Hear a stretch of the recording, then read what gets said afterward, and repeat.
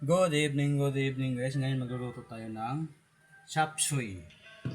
Chop suey. Chop suey ang lulutuin natin ngayong gabi.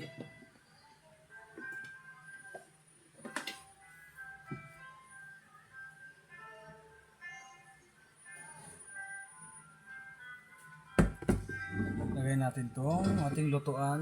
Sasaksak na natin to. At magluluto tayo ng chop suey. Chop suey.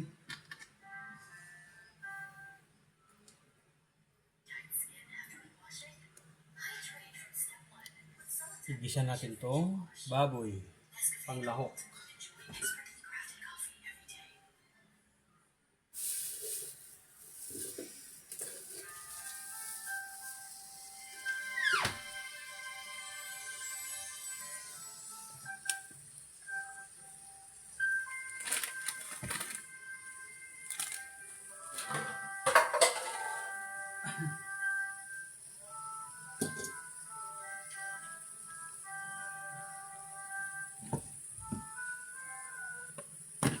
Lagyan natin ng kunting mantika para magisa natin yung baboy.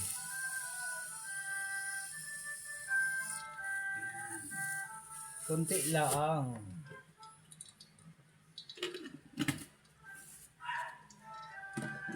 para sa ating chop suey.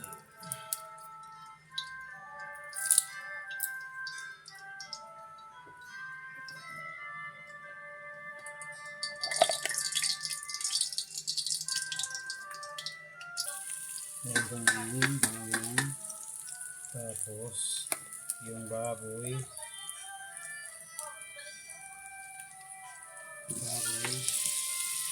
ito yung lahok sa ating chop suey.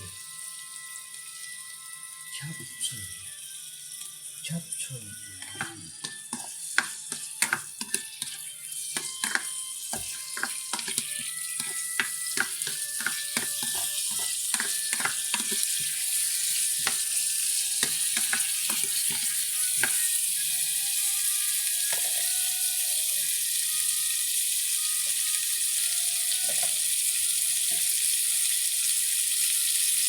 Ito yung chop suey natin guys.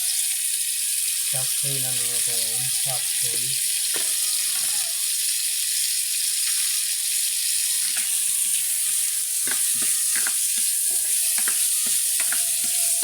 Kailangan natin galingan magluto ng chop suey.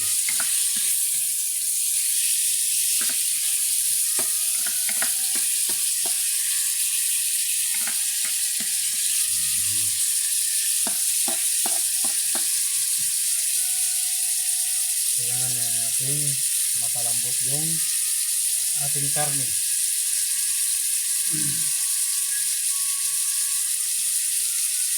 Dahil dyan, tatakpan muna natin. Okay guys, yung baboy nga pinirito natin, medyo umitim-itim na. Maya-maya konti, ilalagay ko na yung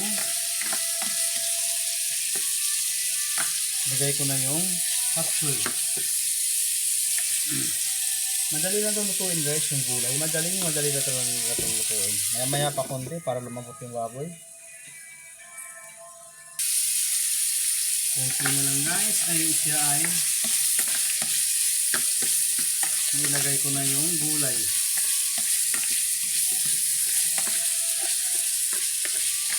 Dito sa nilagyan ng tubig, talagang magkakatas lang sa kausap.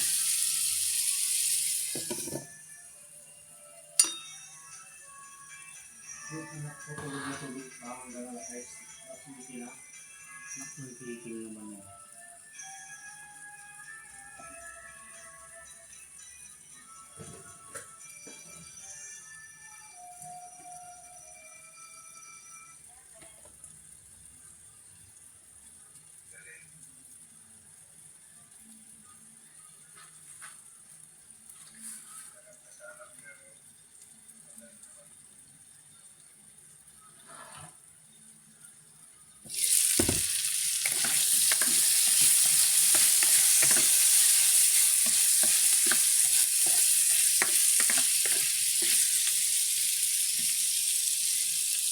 Ngayon guys, bibili ako ng oyster sauce para sa ating chop suey.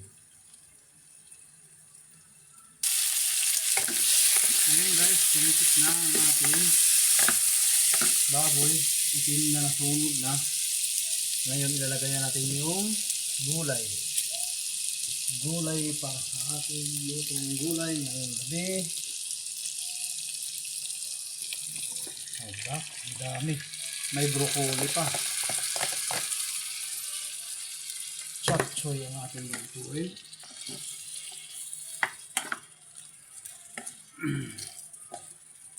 Diba? Mukhang masarap na.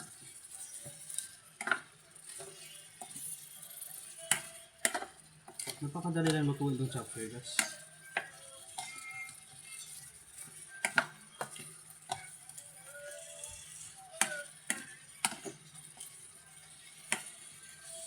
Napakadali lang talagang lutuin ito. At saka ito yung paborito ko. At saka paborito ng anak ko. Chop suey. My favorite ulam for tonight. Sa dinner namin mag-asawa.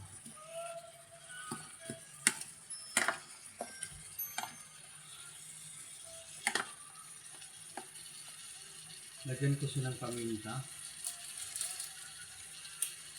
Pamintang binili ko sa dali. Ang dami oh. Paminta.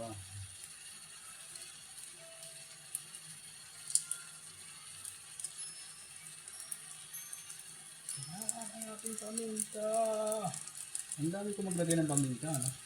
Ang paminta kasi ay nagpapalasa sa nilutong ulam. Masarap siya. Yung paminta ko, dalawang luto, ay ano lang to, 10 lutuan lang to, pangalawang luto ko na to. Kasi kanina nagluto rin ako ng chicken curry, ngayon naman ay chop suey.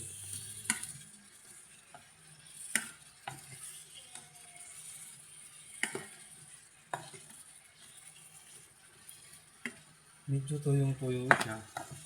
Gagawin ko, lagyan ko siya ng konting tubig. Saka ko sa lagyan ng oyster sauce.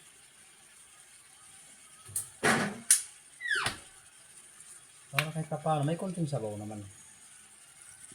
Okay. Konti lang.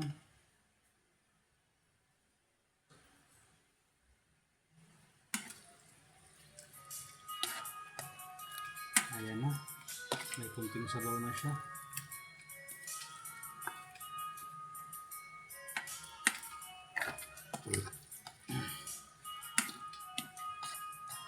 At ngayon, lagyan ko siya ng pangpalasa. Dahil bumili ako sa dali kanina ng pork cubes. Lagyan ko siya ng pork cubes.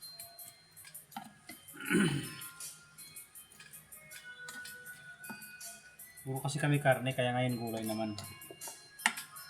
Halos kadalasan sa mga vlog ko, karne. Kaya ngayon, gulay naman. Chop suey.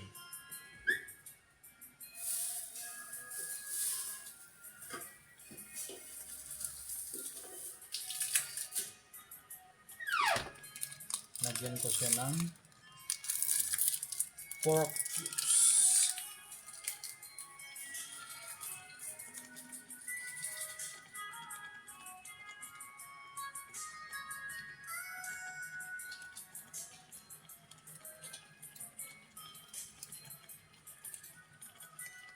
Ito na ang ating pork cubes.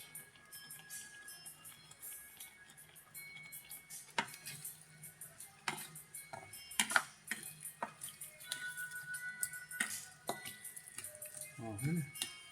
May pork cubes na siya. Antayin na lang natin siyang maluto.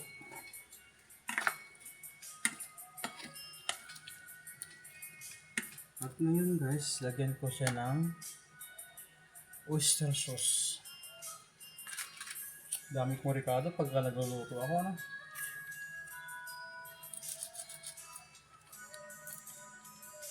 Oyster sauce.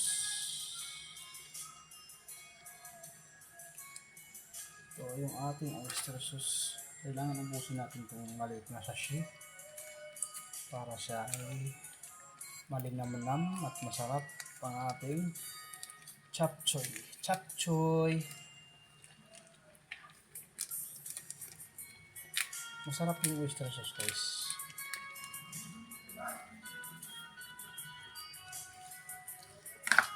Lalo na yung oyster sauce na binili ko is item ko.